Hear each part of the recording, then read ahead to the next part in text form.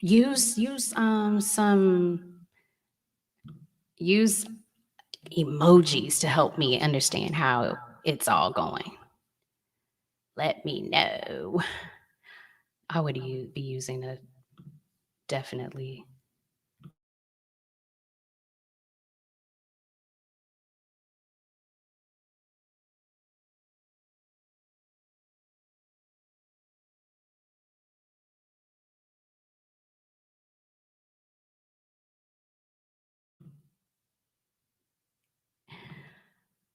All right. So let's go.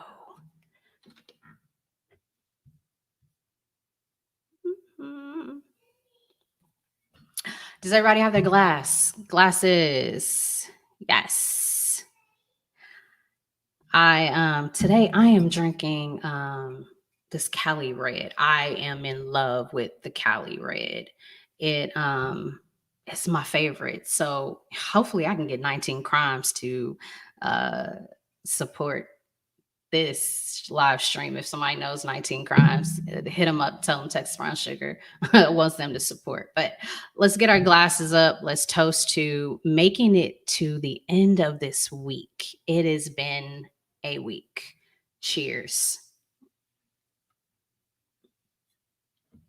All right, let's dig in. So, what prompted me to do this live was, I'm sure all of you probably know that Sha'Carri Richardson, who is a phenomenal track star, was recently uh, banned, suspended because she tested positive for marijuana. She indicated that she was using marijuana because she had found out that her biological mother had passed away, and she found out from a reporter. And the best way she could deal with the trauma was she used marijuana. Um, and it's sad because she has such a great talent, and God has really blessed her with the talent of running. And I thought, man, how many other people have experienced that, or really don't even know how to deal with trauma in their life? And I thought, okay, this is a great topic for me to cover. Um, but shout out to Sha'Carri Richardson. She recently tweeted, "I'm sorry I can't be y'all Olympic champ this year, but I promise to be your world champ next year. Good luck to you. We hope you have the best year ever." I really think that she's learned from this, and let's move forward. We understand that, marijuana is a banned substance um, on the Olympic list. And I'm sure this was difficult for her to deal with. And I just hope and pray that she has learned how not to deal with traumatic events, and how to move forward. Um, and hopefully, you guys can learn something from this, because a traumatic event is normal. Let's just say that it's normal, and there's nothing wrong about it.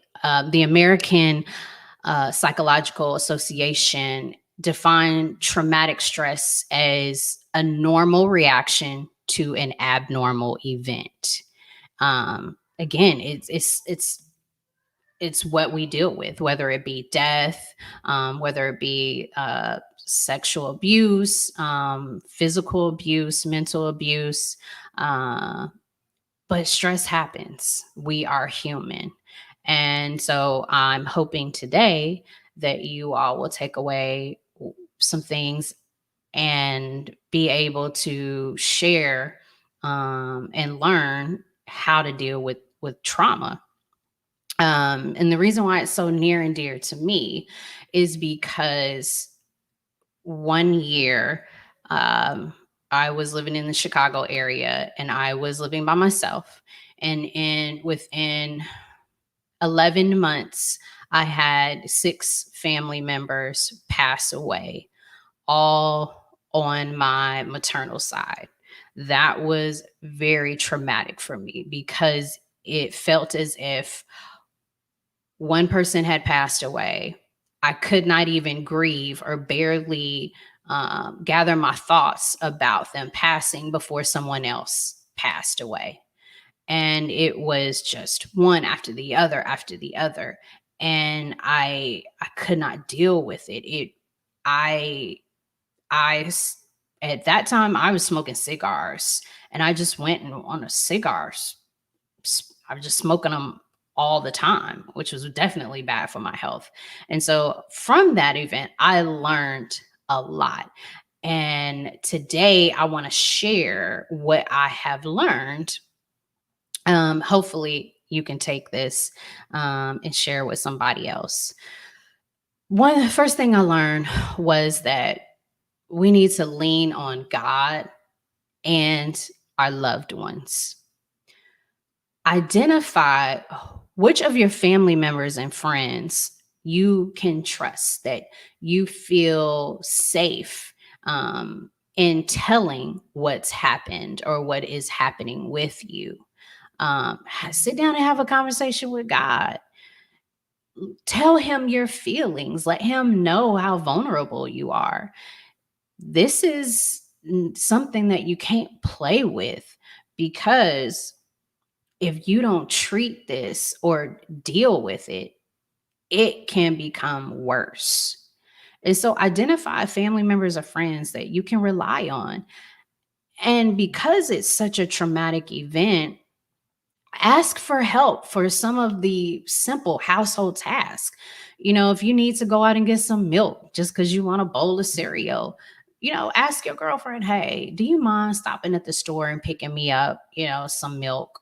Or, your house looks a hot mess. Yeah, maybe your friend will come over and help you clean up. Um, you got to lean on God and your loved ones. Must, must, must. The second thing, you need to face your feelings. Again, it's normal.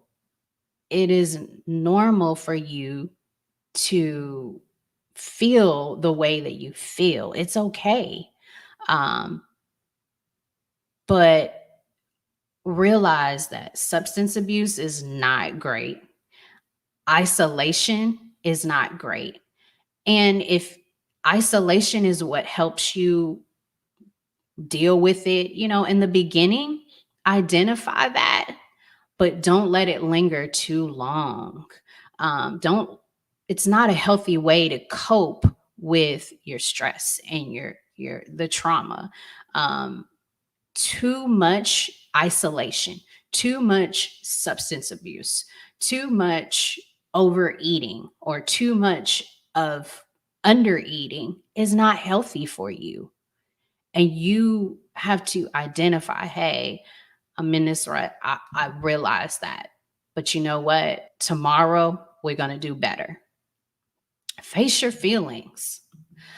Lastly, I to this day still have an issue with this, but you need to prioritize self care. You need to eat good. You need to sleep good. I know that can be very hard at times, but your body is a temple. Treat it as that. Hey, have a bowl of ice cream.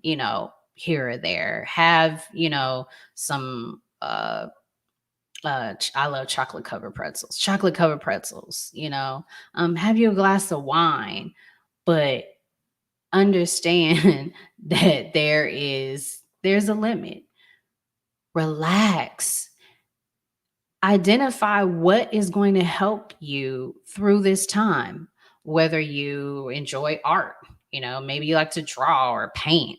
Painting is actually very a de-stressor. I love painting.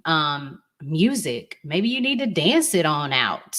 Maybe you need to listen to some sad love songs as you walk around the park. Relax, go get a massage. Self-care. You have to take care of yourself and identify what it is that's going to help you relax and to deal with this. Another tip: be patient. Again, it's normal. Recognize that you're not going to get over this tomorrow. You may not get over it at the end of the month, but realize that this is a process. And just like they tell you, how do you eat an elephant? One piece at a time. Take this day by day. You're not going to get over this overnight. Lean on your friends and God. Let them know, hey, I just need to be around somebody. I need you just to sit on the couch and watch TV with me. We don't even have to say nothing. Be patient. This takes time. Healing takes time. And lastly, know when to seek help. This is a big one. For me, I didn't realize I needed help until, let's see, my grandfather passed in November. I didn't realize I needed help until like February. And I sought out a therapist. But had I been in tune with myself and realized, Lessa, this is a bit much. Like, you're still laying in the bed all weekend long. I'd made it to work. I'd go into work, but on the weekends, I'd just be in the bed all day long. It took me way too long to realize I need to sit and talk to a licensed therapist or a preacher or someone. I needed to seek help. And the issue is that a lot of times we don't seek the help because we don't think it's a problem. And what ends up happening is that it lingers so long that it can turn into PTSD, post-traumatic stress. And then you really have an even bigger problem to deal with. So again, know when it's time to seek additional help. It's normal. It's okay. Deal with it. Hopefully you all have gained something from this. I really, really, really want you guys to join me next week. The stream is going to be earlier in the week on Tuesday because we have a special guest joining us. We have Dr. Gina Blocker. She is an ER physician here in the Houston Medical Center. And she is going to discuss with us safety tips on going back to school during COVID and Delta. This is a really big topic. I know for a lot of parents who have children going back for the school year. And I think this is going to be a great topic for us to discuss. And join the live stream because you will be able to ask questions to Dr. Blocker about how you should prepare for your children going back to school. So again, Tuesday, 7 p.m. Do not miss it. I hope all is well with you all. I love you all. Have fun this weekend. Enjoy it. Relax. And we'll see you next week. Bye.